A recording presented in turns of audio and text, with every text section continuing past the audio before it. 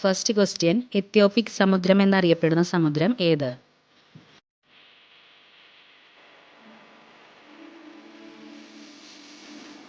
Answer option A, Atlantic സമുദ്രം. Second one, താഴെ പറയുന്നവയിൽ ക്രിക്കറ്റുമായി ബന്ധമില്ലാത്ത ടൂർണമെന്റ് ഏത്?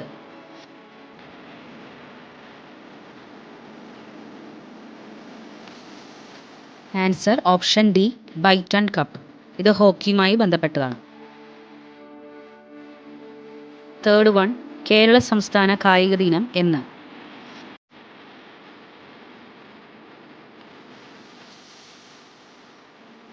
Answer option B, October 13. GV രാജയുടെ ജന്മദിനമാണ് കേരള സംസ്ഥാന കായിക ദിനമായി ആചരിക്കുന്നത്. ഫോർത്ത് വൺ, ഇന്ത്യയിലെ ആദ്യത്തെ ഡിജിറ്റൽ ആൻഡ് ഗ്രീൻ എയർപോർട്ട് ഏത്?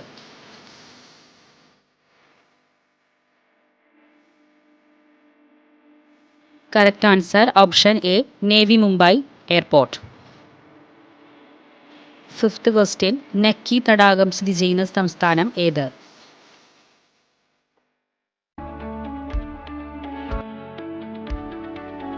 Correct answer option C, Rajasthan. Sixth question, രാത്രികാലങ്ങളിൽ ഒറ്റപ്പെട്ടു പോകുന്ന സ്ത്രീകൾക്ക് പോലീസ് സഹായം ലഭ്യമാക്കുന്ന പദ്ധതി ഏത്?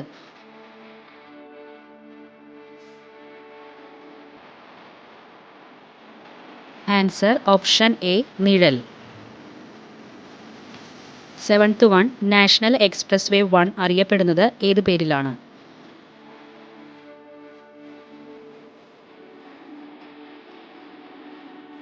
Answer option D, Mahatma Gandhi express വേ.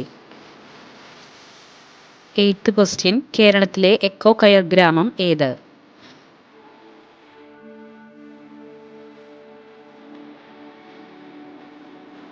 Answer option B, Harippad.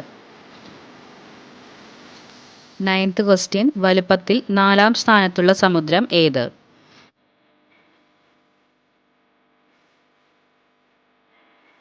Answer option C, Antarctic സമുദ്രം.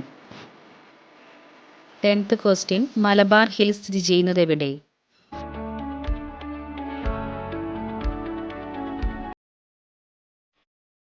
Correct answer option C, Mumbai. 11th one, കേരളത്തിലെ ആദ്യ ശിശു സൗഹൃദ ജില്ല ഏത്?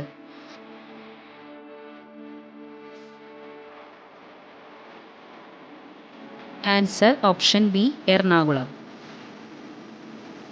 12th ക്വസ്റ്റ്യൻ, കേരള ആരോഗ്യ സർവകലാശാല സ്ഥിതി ചെയ്യുന്നത് എവിടെ?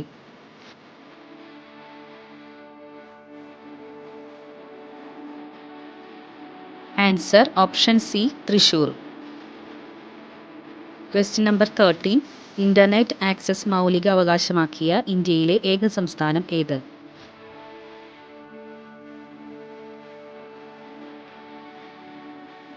Answer option A, Keralam.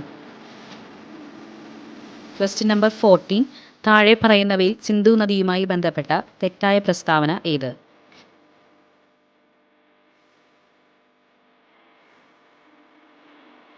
Correct answer option C, പാകിസ്ഥാനിലേക്ക് പ്രവേശിക്കുന്ന ഭാഗമാണ് അറ്റോക്ക്. ഇത് തെറ്റായ പ്രസ്താവനയാണ്.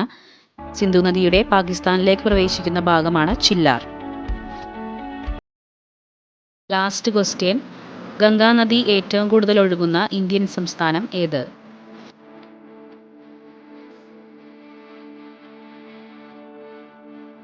Correct answer option D, Uttar Pradesh. അപ്പോൾ ഇന്ന് പഠിച്ച ചോദ്യങ്ങളും എല്ലാവർക്കും പരീക്ഷയ്ക്ക് ഉപകാരപ്പെടട്ടെ. അടുത്ത ക്വിസിൽ വീണ്ടും കാണാം. Thank you.